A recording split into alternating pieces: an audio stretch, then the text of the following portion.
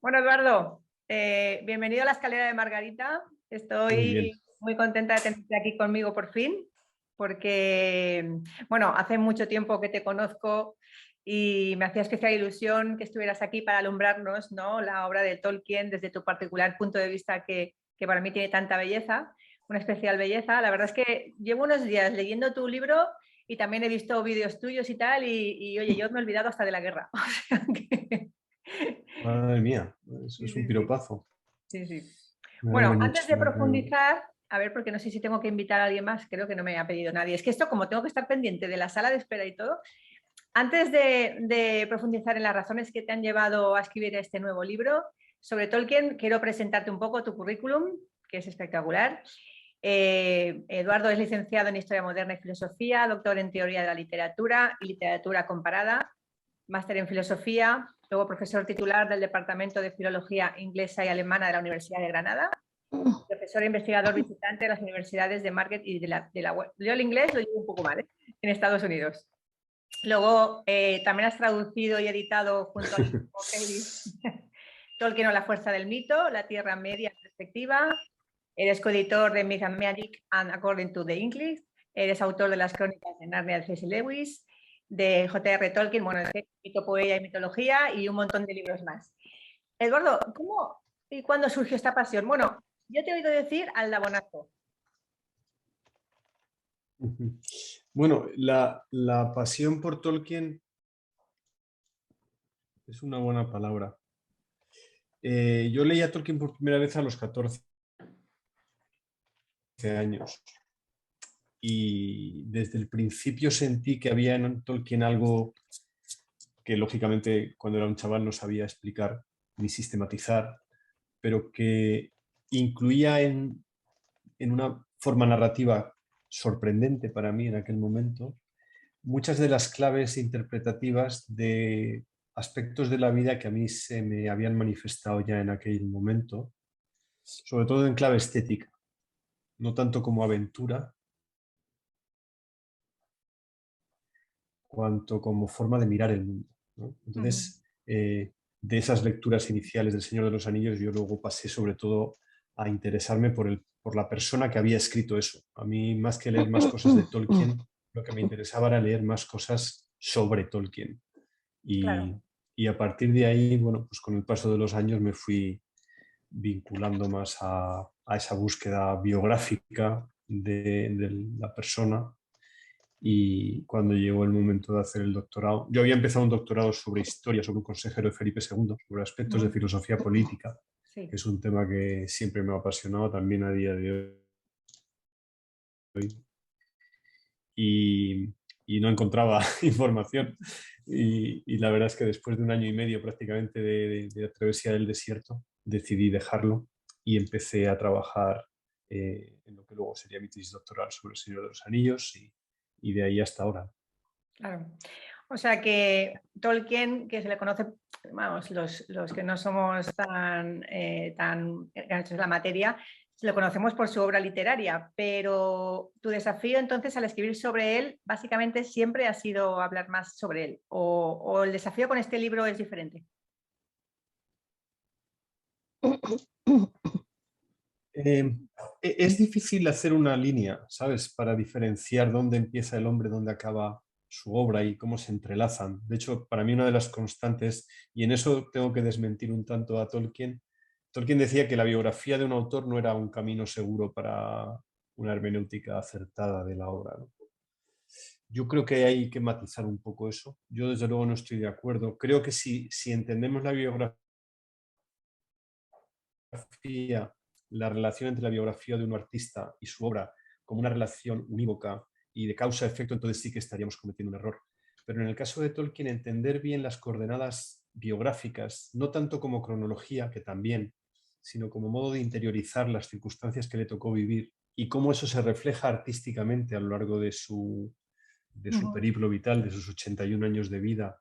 Y me parece que en el caso de Tolkien, escribir sobre Tolkien requiere entender y escribir sobre el autor, ¿no? Yo en este libro que acaba, bueno, sobre el que estamos hablando, he procurado a lo largo de los años, es un libro que está escrito, es una miscelánea de ensayos que abarca desde 1994 más o menos hasta 2021. Y mi intención ha sido mostrar en parte esto, de qué manera la vida de Tolkien está entreverada de una manera íntima con su obra, ¿no? Y de qué manera de la comprensión de esta relación se pueden obtener luces muy valiosas para entender mejor su obra. Sobra.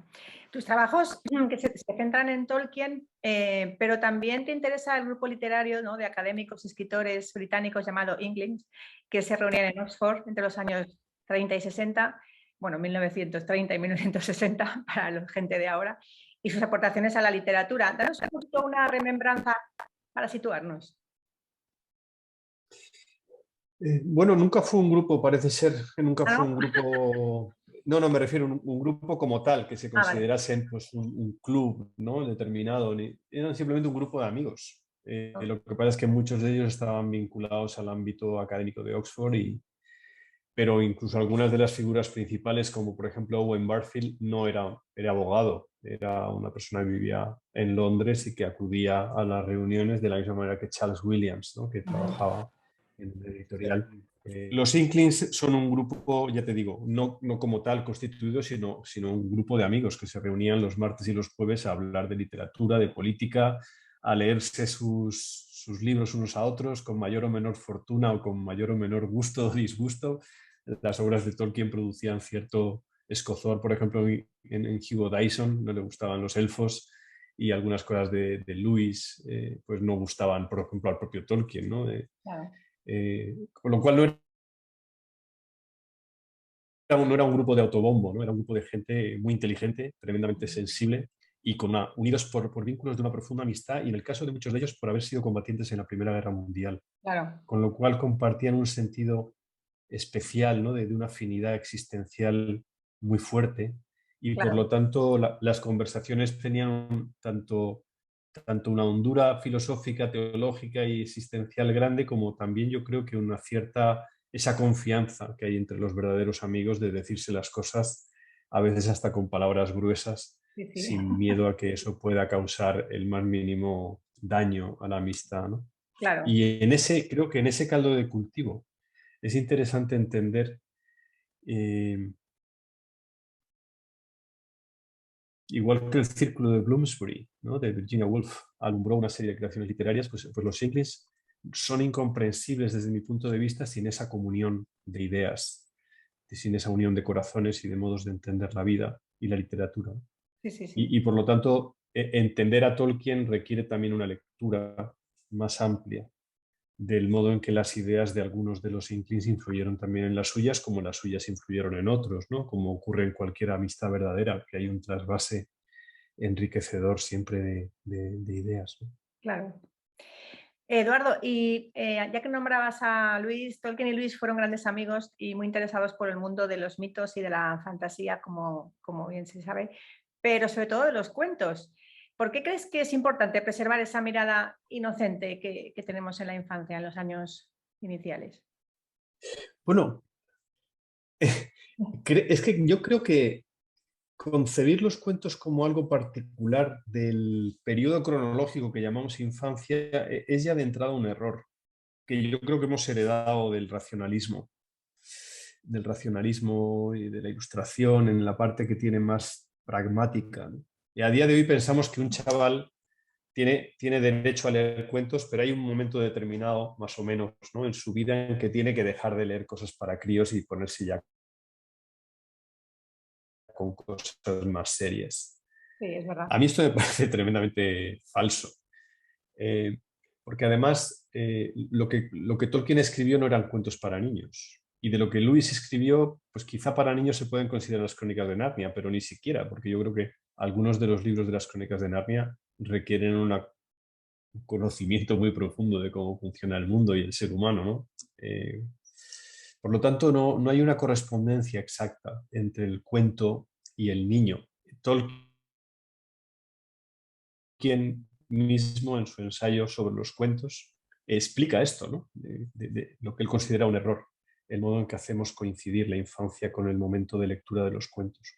cualquiera que haya leído los verdaderos cuentos de Peter Pan o de La Sirenita o de Pinocho, eh, estará conmigo en la distancia infinita que hay entre los cuentos verdaderos y las versiones que hizo Disney de esos cuentos, ¿no? Los cuentos verdaderos son cuentos muy duros, son relatos tremendamente No son... exigentes desde todos los puntos de vista. El niño está muy capacitado para entender la dureza de la vida, ¿no? Estoy pensando ahora en los chavales que estarán huyendo de Ucrania hacia Polonia y en el modo en que esos niños están teniendo una experiencia de primera mano, Claro, del modo en que el relato de sus propias vidas está marcado con sangre y sufrimiento desde el principio, ¿no? claro. Somos nosotros, creo, la mentalidad postilustrada, somos nosotros los que consideramos que el niño tiene que ser protegido como en papel de celofán Sí, sí. y algodoncitos para que no se haga daño. Pero eso es un error nuestro, eso es un error de los adultos, ¿no? En el caso de Tolkien y Lewis, lo que ellos pensaban es que el cuento es sinónimo de mito, el sentido del mitos griego, tal y como lo emplea, por ejemplo, Aristóteles en la Poética. Cualquier narración consistente, que sea plenamente coherente, nos permite un atisbo de un mundo posible. Y ahí es donde creo que Tolkien y Lewis están especialmente de acuerdo, en el modo en que los mitos son capaces de reproducir Claro. Hay una lo frase, que nosotros llamamos nuestra mirada sobre el mundo, pero sobre todo el anhelo y el deseo de las cosas que esta vida no nos puede dar. Perdona claro, que te he recibido con un poquito de retardo, por eso seguí hablando. no te preocupes. Hay una frase en tu libro que me gusta mucho y es, dice, saber mirar se traduce habitualmente en saber amar y lo que los cuentos ayudan a prevenir es la aparición de esa torpe y engreída miopía que impide contemplar la realidad y asombrarse, porque el asombro es, debería ser, la actitud adecuada, justa del hombre frente al mundo. Bueno, parte de la frase, sí, parte de la frase no es mía. Yo se la escuché por primera vez a José Luis García en uno de los maravillosos programas que hacía sobre cine clásico en televisión española. Eh, sí, aquí creo que la palabra clave en lo que has leído es la palabra asombro. Sí, Dice Aristóteles en el libro 1 de la metafísica que el filósofo y el que ama los mitos, el filósofo y el filómito, sí, se parecen en que los dos buscan la verdad. Y que también dice Aristóteles que el principio del filosofar es el asombro. ujú, Yo creo que a eso me refiero cuando hablo de que la mirada del niño es lo que hay que preservar. mm, El niño no es un ser. Ser un niño no tiene que ver con una cronología existencial. Se puede ser un niño a los 70 años y se puede ser un viejo a los totalmente sí. 14.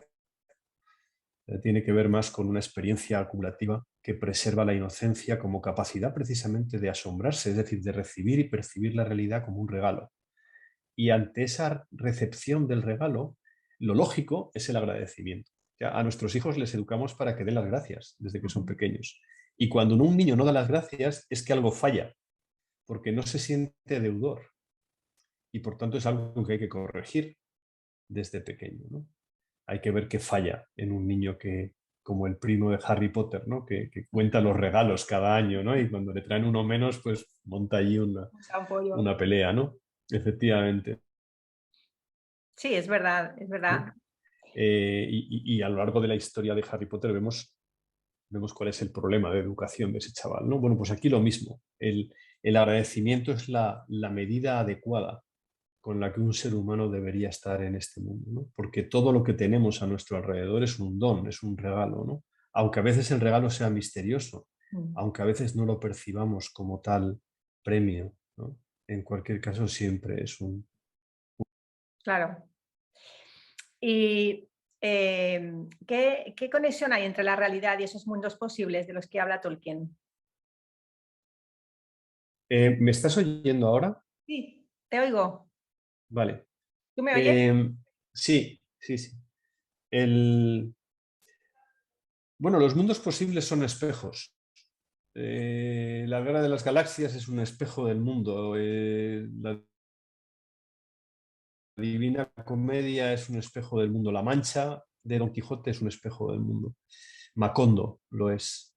cualquier universo posible, puesto que está construido sobre las bases del mundo que conocemos, del mundo que llamamos real, porque no tenemos una palabra más precisa para designarlo, son mundos como el nuestro, desdoblados en una especie de espejo desde el cual podemos interpretar y entender mejor nuestra propia experiencia de la realidad. En esa medida, como dice una de las frases más bonitas de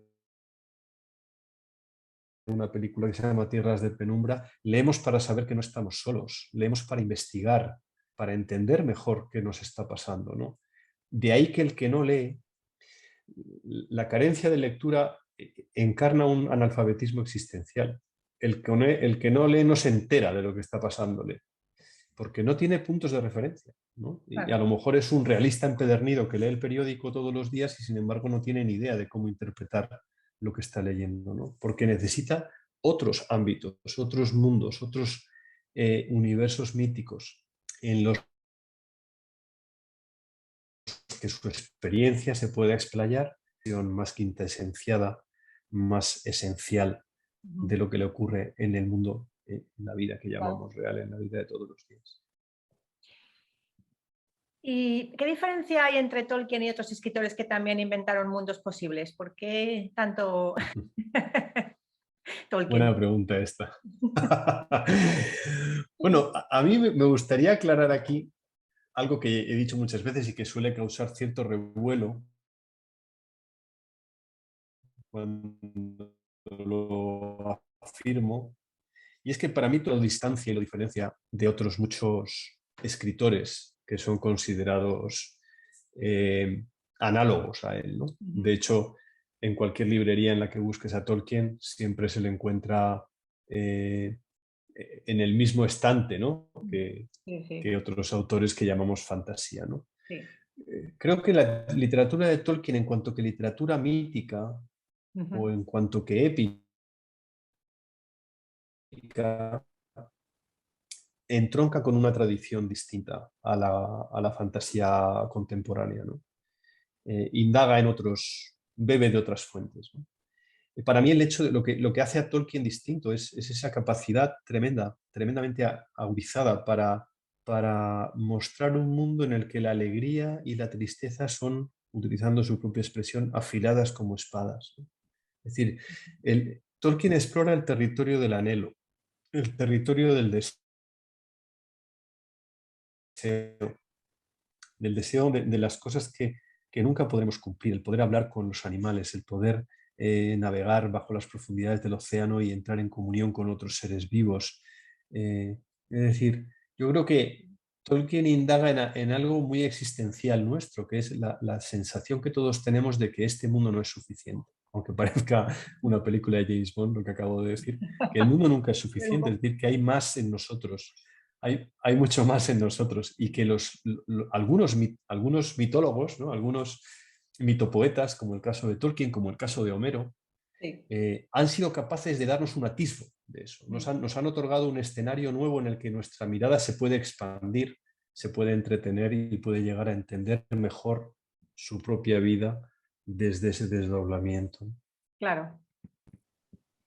Y también tiene que ver con que Tolkien, perdona, porque es que me está saliendo una cosa aquí que no te veo, a ver si se va. Ay, ya, vale, ya.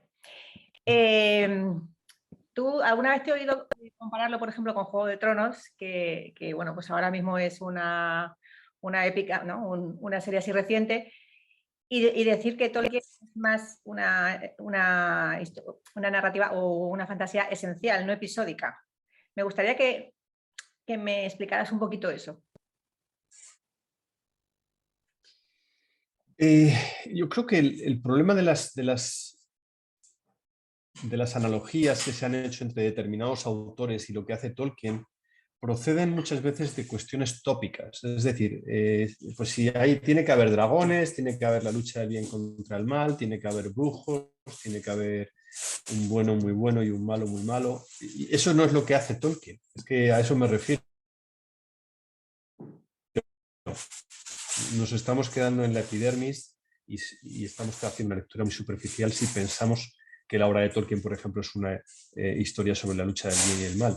La lucha del bien y el mal, como es lógico, está presente en cualquier historia que sea comprensible desde una perspectiva antropológica, porque los seres humanos tenemos... Pero tu vida y la mía no tratan sobre la lucha del bien y el mal en nuestras existencias. Eso es parte de algo muchísimo más amplio. Claro. Entonces, eso hace que la comparación sea insostenible desde mi punto de vista, ¿no? Lo que ocurre es que vamos a lo de siempre, es decir, la vida actual, si algo caracteriza al mundo del siglo XX y del siglo XXI, sobre todo yo creo que a partir de los años 60 del siglo pasado, es una creciente superficialidad. Y en la medida en que el mercado se ha apoderado del arte, de las diversas artes, la mirada con la que nos acercamos a las manifestaciones artísticas corre el peligro de ser muy superficial y de quedarse simplemente en la superficie, ¿no? Y por lo tanto, desde esas coordenadas es posible pensar que la obra de Tolkien pues es más o menos la lucha de la luz y las tinieblas, tan antigua como tal. Mentira, no es eso, ¿no? Y si alguien tiene esa visión, pues creo que tendría que volver a los fundamentos, a leer con muchísima más profundidad para entender qué es lo que hay ahí debajo, ¿no? Claro. Lo que pasa es que se repite la fórmula porque es una fórmula de éxito. O sea, Juego de Tronos ha tenido mucho éxito porque George Martin ha sabido explotar esa superficialidad. Claro. Entonces ha puesto a los buenos, a los malos, a los ejércitos de los muertos, a no sé qué tal, los ha mezclado a todos, ha reconocido una influencia de Tolkien, pero lo que él ha creado no es un mito. Claro. Es una historia episódica sobre la luz y la oscuridad, ¿no? ¿Vale? Una historia maniquea, pero no una historia, no ha generado un universo mítico, ¿no? Desde mi punto de vista. El libro, tu libro, que yo no sé si alguien me está viendo, pero bueno, aquí lo tengo. Tu libro está dividido en 4 partes más o menos y tú empiezas hablando de cuentos de hadas. ¿Tiene que ver esto con el destinatario de la obra de Tolkien o es algo más profundo, algo que tiene que ver con el aspecto romántico de la obra de Tolkien? Bueno, yo he señalado que la primera parte se llama Cuentos y de hadas entre interrogaciones. Sí, O lo sea sé. que lo primero que Tolkien hace es eliminar a las hadas de la ecuación, o más que eliminarlas, restituirlas, ¿no? Colocarlas en un contexto más preciso. Que para él el cuento es una cosa mucho más seria que la tradición feérica que yo creo que él sitúa con acierto en la época isabelina y en el la transición del siglo XVI al XVII en Inglaterra, que convirtió a las hadas en algo muy superficial y en absoluto, algo muy parecido a Campanilla, ¿no? A la Campanilla de Peter Pan de Disney, ¿no? Claro, para Tolkien el cuento es una manera muy poderosa de hacer literatura, por lo que hemos dicho antes, porque es una manera de recontar, de hacer un relato, que según la etimología, la palabra relato, la etimología latina es refero, referre, retur y relato, es decir, un relato es volver a hacer presente algo que ocurrió. Y por lo tanto, el cuento tiene de suyo una fuerza enorme. Cuando no existía la televisión, es decir, antes de 1950, la sabiduría pasaba de padres a hijos por medio de los relatos. La sabiduría popular se transmitía por herencia. Eso es algo que estamos perdiendo si no lo hemos perdido ya y así nos va, porque no sabemos de quién somos hijos, ¿no? Entonces, esa tradición cultural que tiene todo su peso en los cuentos folclóricos, ¿no? Es lo que Tolkien yo creo que retoma. Entonces, es también una tradición romántica, es decir, Tolkien se educó con las recopilaciones de cuentos de Andrew Lang, con los cuentos de los hermanos Grimm, y luego como filólogo fue capaz no solo de leerlos, sino de saber exactamente casi hasta la historia de cómo habían sido compuestos, aunque él no se consideraba un estudioso de los mitos, ¿no? Pero es verdad que su manera de ver el mundo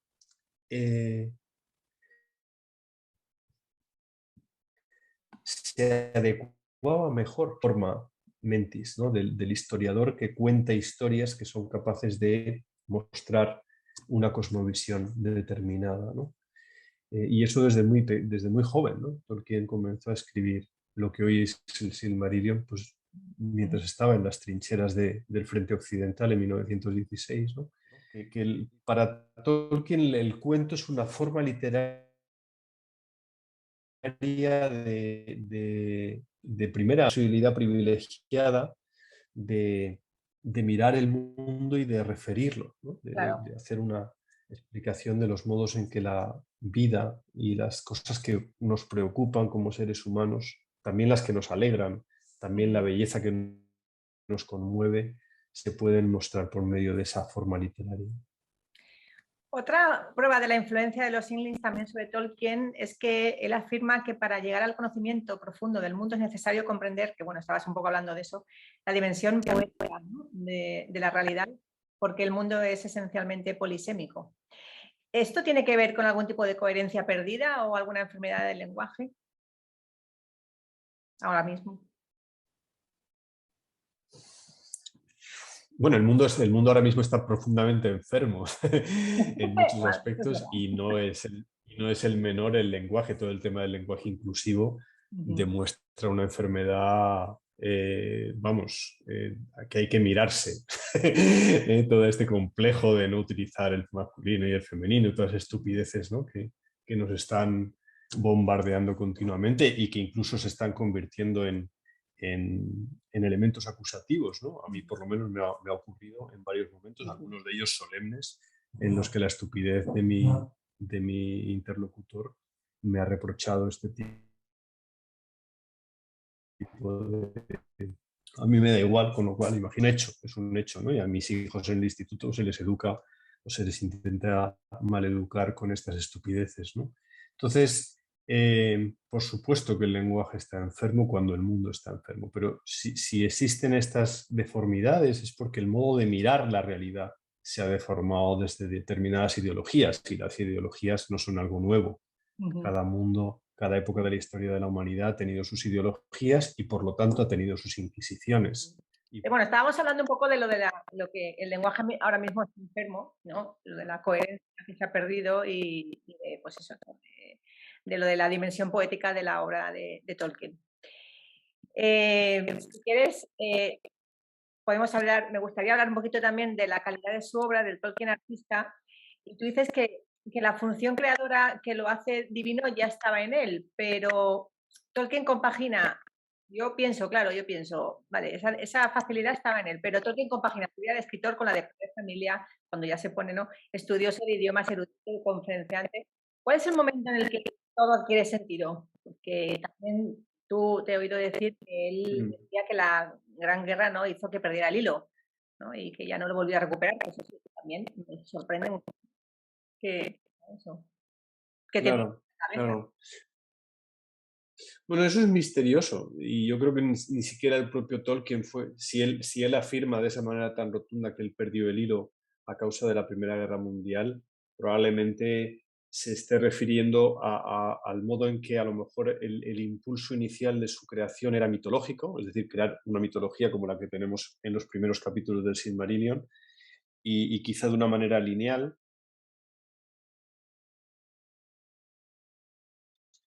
haberla compuesto de un modo lineal por la guerra, ¿no? Porque luego él quedó convaleciente por la fiebre de las trincheras y de hecho con una enfermedad que se convirtió en crónica. Ujú.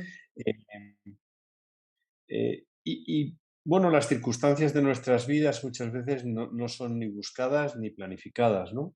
Eso es parte de la gracia que tiene vivir, el modo en que encaremos las circunstancias que la vida, que Dios, la providencia o nuestras propias decisiones nos deparan, es la sal de la existencia, ¿no? Yo creo que para Tolkien hubo hijos. Es decir, hay un polo que nos lo explica, que es su erudición, el hecho de que fuera profesor de historia del inglés y que supiera 20 idiomas. Eso nos explica una parte de Tolkien, pero otra parte nos la explica el contador de cuentos. O sea, el hecho de Claro. que Tolkien durante los años 20, cuando sus hijos eran pequeños, les contaba historias, ¿no? Se las inventaba él mismo. Los que no tenemos ese talento, pues se las leemos a nuestros hijos, ¿no? Pero Tolkien, que sí tenía ese talento, un montón de relatos que luego fueron atraídos por la fuerza inspiradora de lo que inicialmente va a ser una continuación del Hobbit, pero que se convirtió, así es El Señor de los Anillos, en una continuación del Silmarillion, ¿no? Por lo tanto, esas circunstancias inesperadas son las que le permiten a Tolkien recuperar, por utilizar esa expresión, pero a su, a su manera, ¿no? Es decir, no como él la había planificado, sino desde un punto de vista novedoso, inesperado y por tanto profundamente, probablemente de una manera mucho más rica desde el punto de vista artístico, ¿no? Ujú. Yo creo que eso es lo que lo hace distinto. El hecho de que Tolkien tuviera la experiencia propia de hijos que reaccionaban a sus relatos y que él mismo se da cuenta de que el Hobbit no era un cuento para niños, ¿eh? De que a Claro. medida que tú lees el relato del Hobbit te vas dando cuenta de que va despegando y que la altura épica de la historia cuando llega a más o menos el capítulo 10 no es ni mucho menos el tono jocoso con el que ha empezado el relato, ¿no?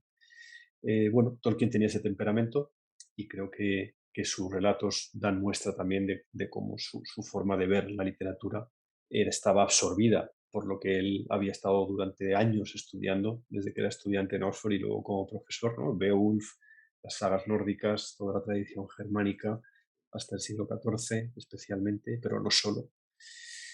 Claro, Y todo eso luego pues se revierte. él quería Dime, un dime. poco, ¿no?, conservar ese pasado, ¿no?, ese pasado anglosajón, esa cultura, ¿no?, o sea, que él amaba de alguna forma, ¿no?, el pasado mitológico del mundo Yo creo anglosajón. que no de una manera intencional. Sí, lo que ocurre es que yo creo que no de una manera intencional. O sea, eh, mira, con los genios ocurre, desde mi punto de vista, que algo que los hace genios es su manera de recibir la tradición. O sea, tú ves el David de Miguel Ángel o el Moisés o la Pietà y te das cuenta de que Miguel Ángel no habría sido posible sin Praxíteles, ¿no? Ujú, Pero Miguel Ángel supera a Praxíteles, de ujú. lejos. Sí, sí. Tolkien no habría sido posible, Beowulf, ¿no? Pero lo que Tolkien hace es superior. Mm. Eh, y lo integra en una tradición que tampoco habría sido posible en el siglo XVII. Es decir, Tolkien es un escritor del siglo XX Claro. y es un escritor cuya obra habría sido imposible probablemente en 1850. Habría sonado a Tennyson, habría sonado Ujú. a- a los autores victorianos, ¿no? Claro, Al romanticismo quizá más parece que requería también, es el fruto también de la interacción entre la inspiración y las circunstancias tanto personales como geopolíticas e históricas del momento que le tocó vivir, ¿no? claro. Eh, y como ocurre con los escritores rusos, ¿no? Que son incomprensibles sin las coordenadas históricas de la Rusia del siglo XIX y la transición al XX, ¿no? O sea, Claro. Pasternak es imposible si no hubiera habido revolución bolchevique. ¿Eh? Y tenemos Doctor Zhivago gracias a eso, ¿no? Entre Claro. otras cosas. Los grandes escritores, ¿no? Los grandes artistas en general, son capaces de hacer algo a partir de un momento histórico que choca con sus experiencias vitales y de esa colisión surge algo nuevo, ¿no? Y creo que en el caso de Tolkien ocurre esto de una manera muy, muy evidente, Mm. pero sin perder de vista este ámbito doméstico de sus Sí, sí. invenciones. O sea, tenemos El Señor de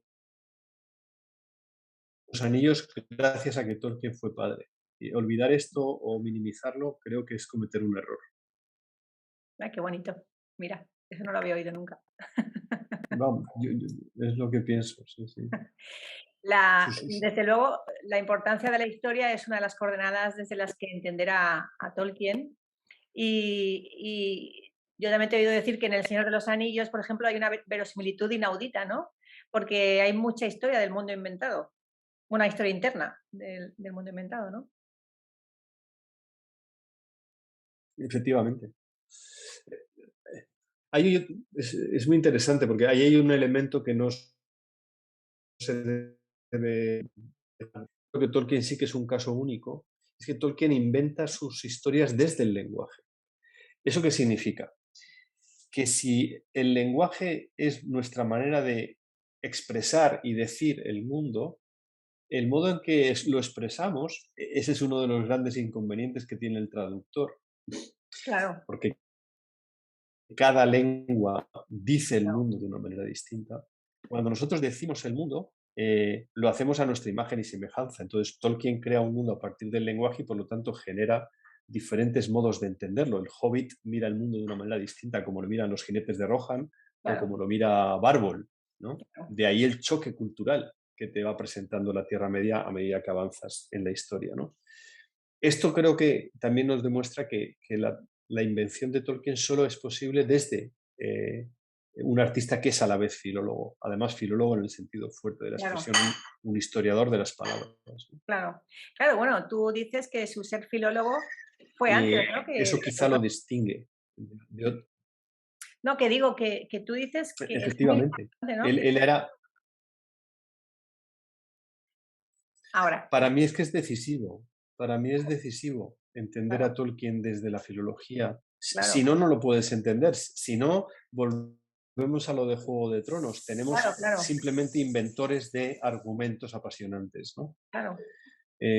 Con Tolkien no estamos ahí. Con Tolkien estamos en el verdadero, en un subcreador, es decir, en alguien que inventa un mundo completo, en el Ujú. que cada pregunta te remite a una respuesta, en el que él fue capaz incluso de generar, digamos, los diferentes modos de entender el mundo de cada una de las culturas que conviven en ese ámbito geográfico, ¿no?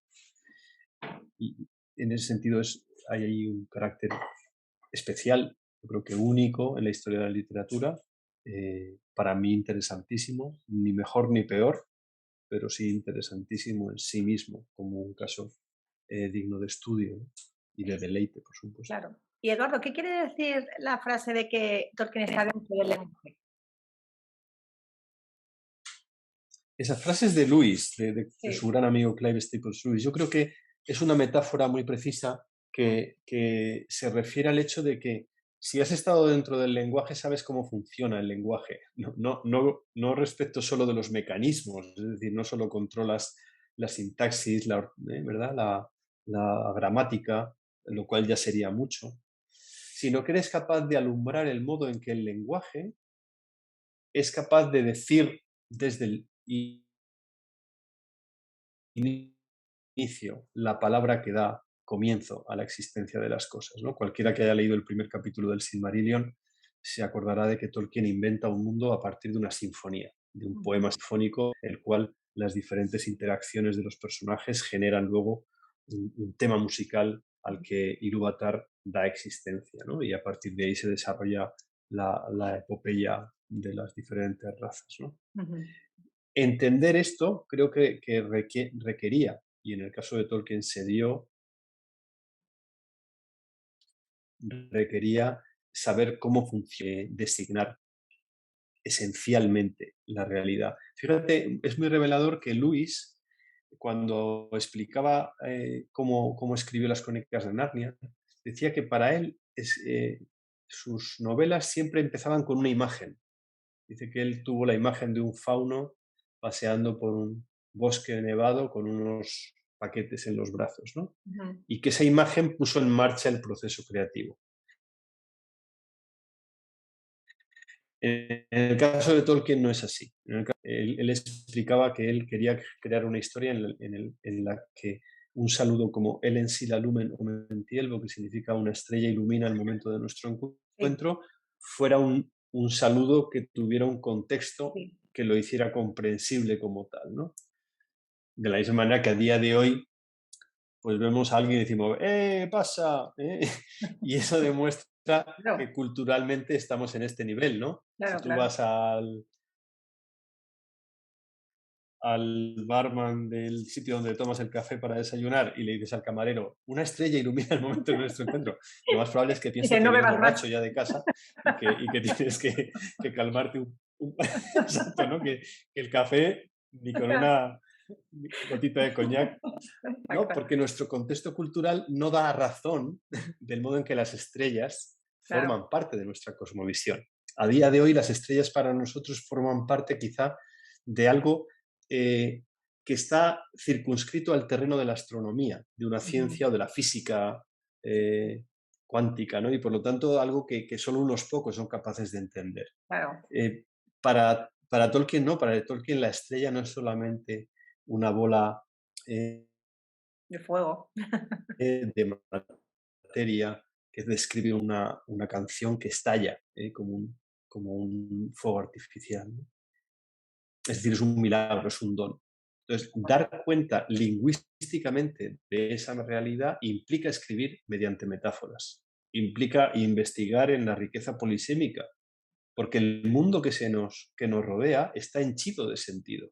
Claro. Nos hemos acostumbrado a él, ese es el error, que nos hemos acostumbrado a dar por sentado que mañana saldrá el sol, que las nubes surcan el cielo, que la lluvia nos ha fastidiado un plan que queríamos hacer, o que el mar sube y baja porque la luna influye en Sí, sí, los sí. ciclos de las mareas. Pero hemos dejado de asombrarnos del hecho mismo de que eso exista, ¿no? De que la lluvia es un modo en que el cielo toca la tierra, y que las nubes pueden tener formas maravillosas si uno sabe cómo mirarlas, ¿no? Claro. Y así todo. Es decir, la invención mítica a partir del lenguaje nos permite redescubrir el mundo Claro. como regalo.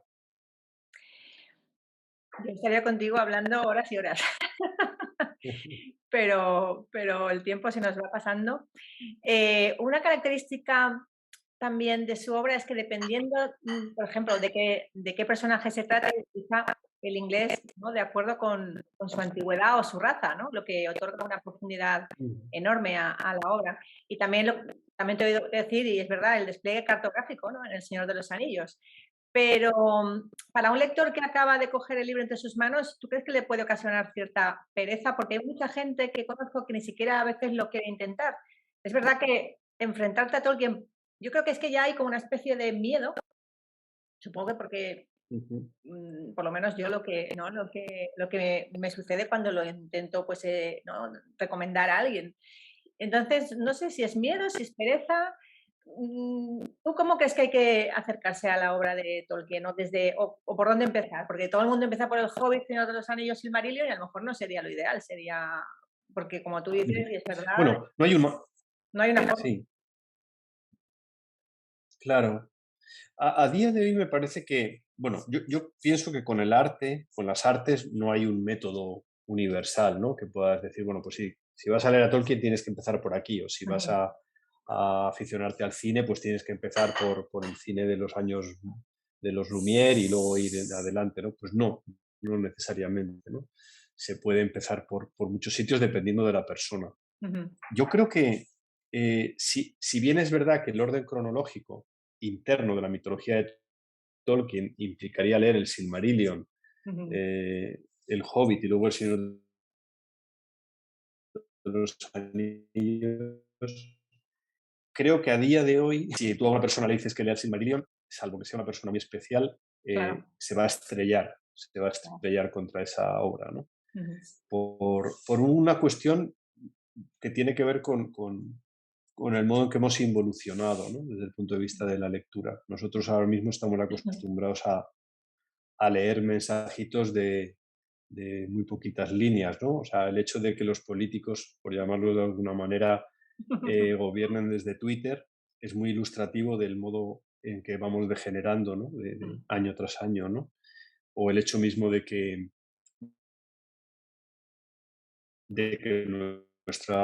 nuestro umbral de atención, yo con chavales y no tan chavales, se da cuenta de que la capacidad de atención a día de hoy es mínima. O sea, ujú.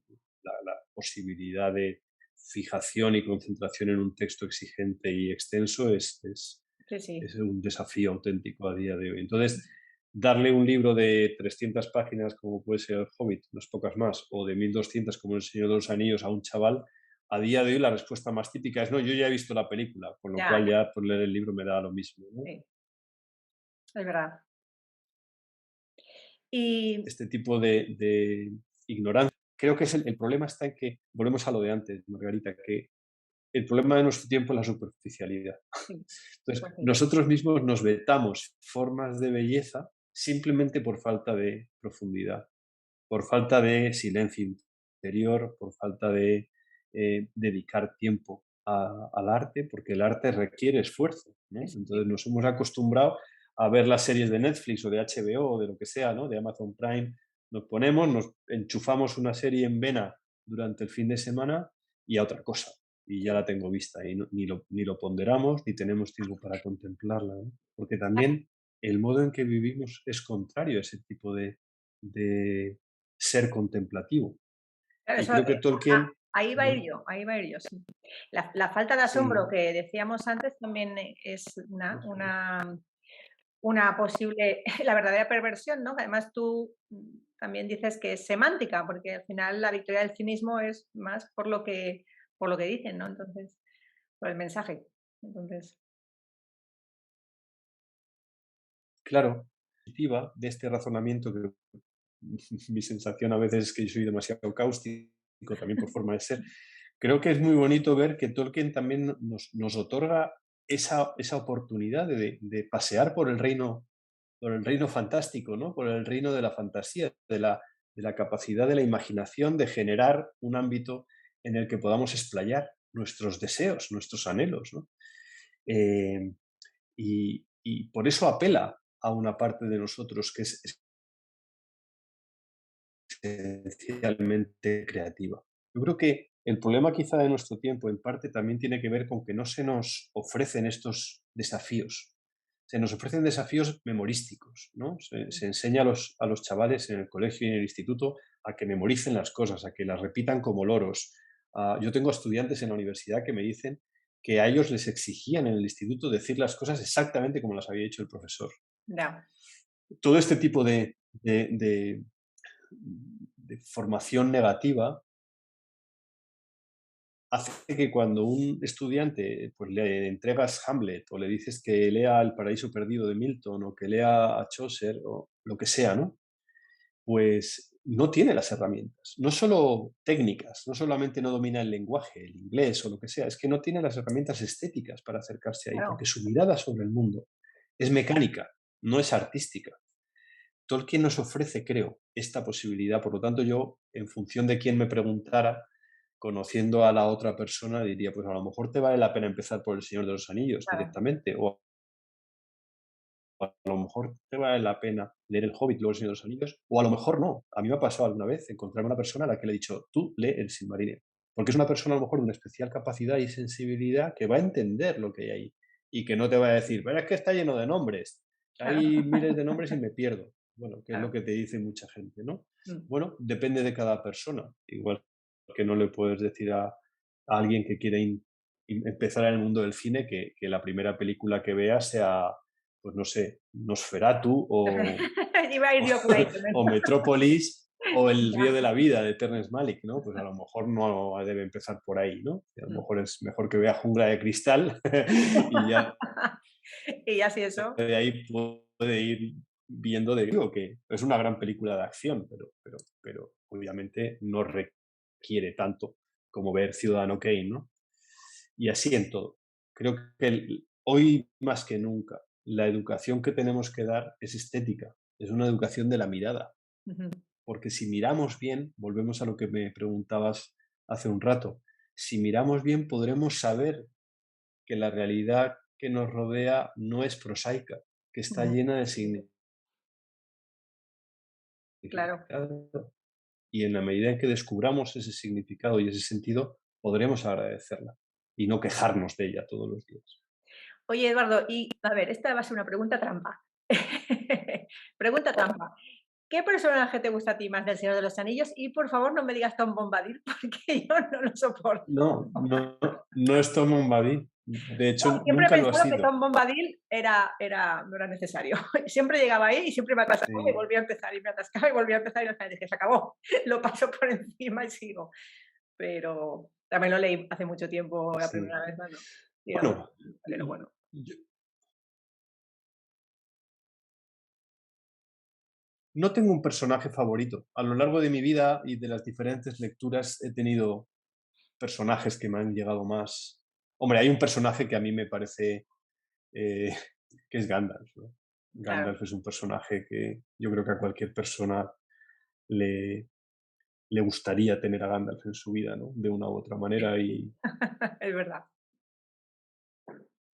y desde luego sería una buena aspiración para cualquier padre, para cualquier educador, poder llegar a ser como Gandalf, ¿no? Tanto el gris como el blanco, ¿no? Ujú. El Gandalf completo. Pero bueno, yo por las circunstancias de mi vida me he sentido a veces como Boromir y he entendido cada vez mejor a Boromir. Mm, Siempre me ha gustado muchísimo su hermano, Faramir.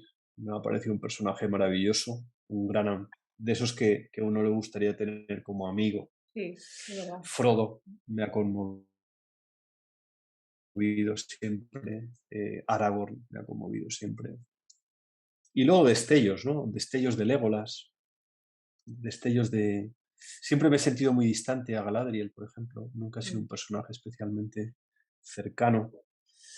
Eh, algunas cosas de Gimli, pero no tengo una galería de personajes que digas, bueno, tal. Simplemente hay personajes que me han llegado, que son los que he enumerado, y que en función de mis circunstancias existenciales me han llegado más, por Mm. diferente. Claro, Pero sí, es eso verdad suele pasar. que han sido espejos, ¿no? Han sido Mm, espejos en los que me sentía identificado y que han sido el vehículo de lo que Aristóteles llama catarsis y que me han mm. ayudado a avanzar en el camino, ¿no? Es verdad. Ahí yo creo que, bueno, y tú lo dices en el libro, en la última parte del libro que hablas de, ¿no? De todo el tema cinematográfico, ¿no? De la conversión del libro al cine. Y dices que hay una alteración también de los personajes. Evidentemente se ha dado más importancia a unas cosas no solamente a un personaje que a otro. Por ejemplo, Aragorn. Aragorn yo creo que es el más destacado ¿no? en la película.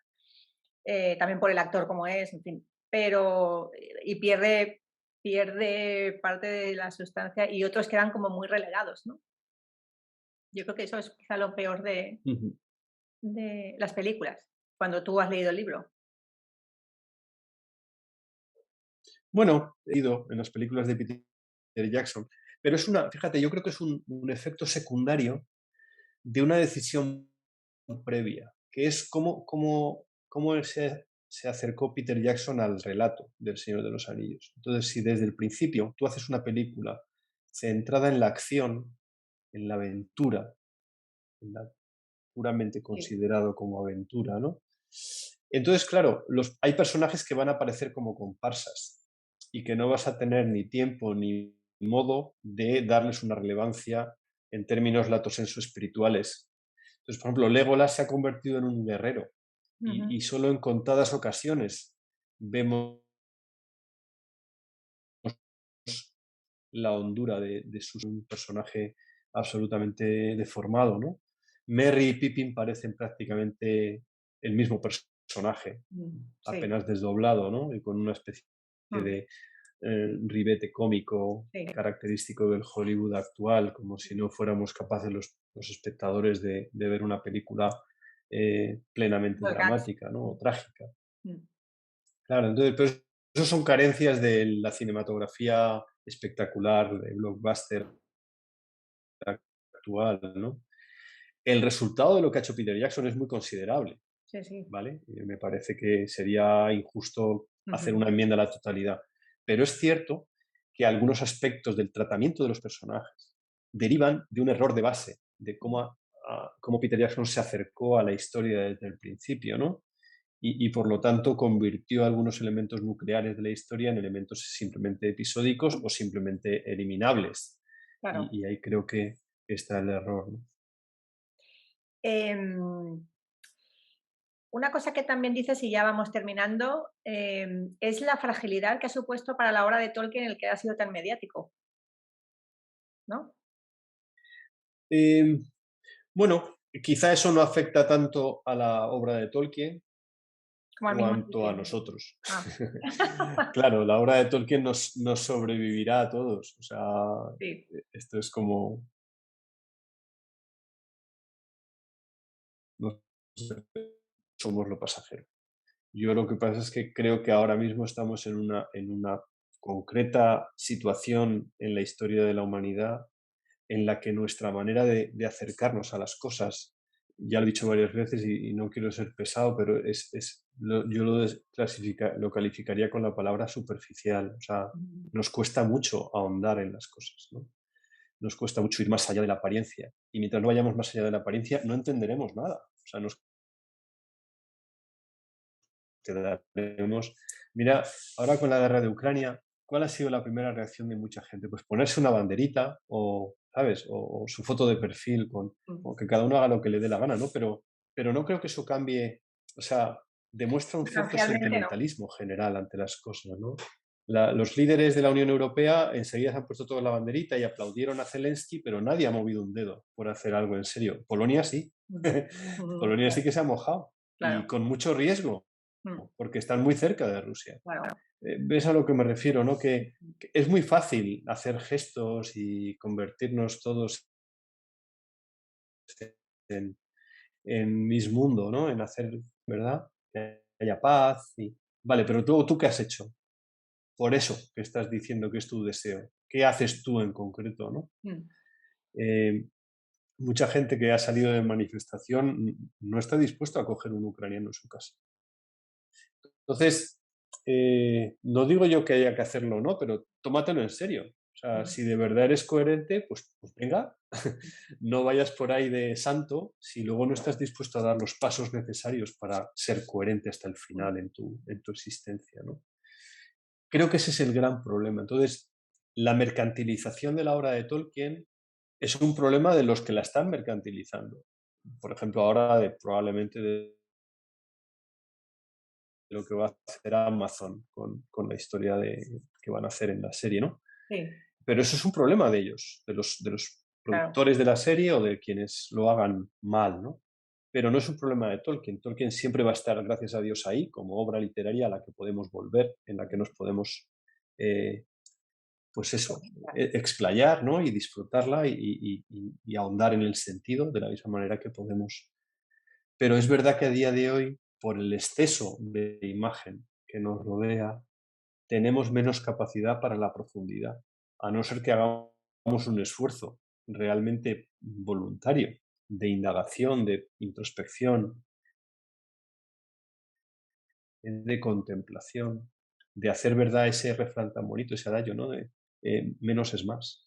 Ujú. A lo mejor no tienes que ver 500 series, a lo mejor viendo 78, pero bien vistas y bien ponderadas y bien asimiladas, pues estás creciendo mucho más, ¿no? Los latinos decían non multa sed multum, ¿no? No muchas cosas, sino muy a fondo, llegando a la esencia de las cosas, ¿no? Yo creo que ahí está un poquito el secreto de nuestras vidas. Estamos muriendo de bienestar, estamos muriendo de exceso, de cantidad de cosas, ¿no?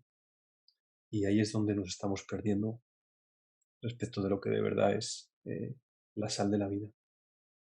Eduardo, ya para terminar, quería que me dijeras qué crees tú que es lo que más nos atrae de Tolkien, que haya descubierto una tierra incógnita o que haya sido el último en hacerlo. O que haya sido el último En hacerlo, en descubrir algo así, eh, por la cercanía que supone. yo, claro, yo pienso que lo que nos atrae de Tolkien, por una parte, es lo bien escrita que está. Eso es algo, o sea, la belleza del lenguaje en manos de Tolkien resplandece incluso en las traducciones, aunque leerlo en inglés es incomparable, lógicamente, ¿no? Pero, y luego que yo creo que ha tocado algunas de las teclas clave en nosotros como seres humanos. O sea, para mí el tema del Señor de los Anillos, sobre todo, es un hecho cierto, por más que el transhumanismo quiera esquivarlo, y es que todos vamos a morir. Ujú. Entonces, el ser humano enfrentado a la conciencia de su finitud, a la conciencia de que no va a estar aquí para siempre, tiene que adoptar una postura ante eso, ¿no? La postura puede ser muy variada, ¿no? Pero el hecho cierto es que vamos a morir y que nos gustaría no morir. Esta tensión entre mortalidad e inmortalidad, entre la necesidad de dejar Hamlet pidiéndole a Horacio que no se olvide esto, cuéntalo, cuéntalo, ¿no? ¿Por qué? Porque contar la historia de Horacio, contar la historia de Aquiles, contar la historia de Frodo, es una manera de asimilar y darnos cuenta de que nosotros estamos hechos para perdurar y que más allá de los círculos de nuestra vida hay algo más que recuerdos, pero que para ser recordado debemos hacer llevar a cabo la gesta de nuestra vida, debemos llevarla a cabo hasta el final, ¿no? Porque somos fruto de un don. Yo creo que de una manera misteriosa, también entre gente que no es cristiana, Tolkien golpea con un aldabonazo, la primera palabra que me decías en Sí. esta entrevista, con un aldabonazo muy fuerte en nuestra alma respecto de eso, ¿no? Tolkien toca un tema muy nuclear en nosotros, que es el hecho de que somos seres para la belleza, pero toda belleza está destinada esencialmente a ser pasajera, a marchitarse, ¿no? Y por lo tanto, en ese anhelo de permanencia, es donde nos jugamos, siguiendo las palabras de Gandalf, qué hacer con el tiempo que nos ha sido dado, ¿no? Qué hacer de nuestras vidas, otorgarles sentido, otorgarles volumen, hacer que sean vidas, como decía el profesor Keating, ¿no? Que nuestras vidas sean realmente extraordinarias. Yo creo que ahí es donde Tolkien ha puesto el dedo en la llaga y por eso a tanta gente nos ha cogido para siempre y nos tiene ahí y nos mantiene en una esperanza que nunca terminará. Pues que siempre sigamos siendo niños, sobre todo en lo del asombro y en lo de ser agradecidos. Yo te agradezco muchísimo que estés conmigo aquí hoy y Y yo que, a ti. pues eso, y que hayamos podido hablar tan a gusto. Ahora no hay nadie oyéndonos, yo seguiría, pero habrá que cenar. Y Eduardo, que nada, que cuando quieras volvemos a hablar. Ojalá pueda ir a presentar el libro a Valencia, Sí, porque eso sería una estaría genial. ocasión de prolongar esta conversación y estamos en ello, a ver si podemos organizarlo Estupendo, y así genial. podemos continuar esta conversación. Sí. Pues Muy sería bien, estupendo. Margarita, pues Sería muchísimas estupendo. gracias a ti por A esta ti ocasión. también. Pues nos vemos pronto, si Dios quiere. Eso es. Hasta luego. Buenas noches. Buenas noches. Adiós. Adiós.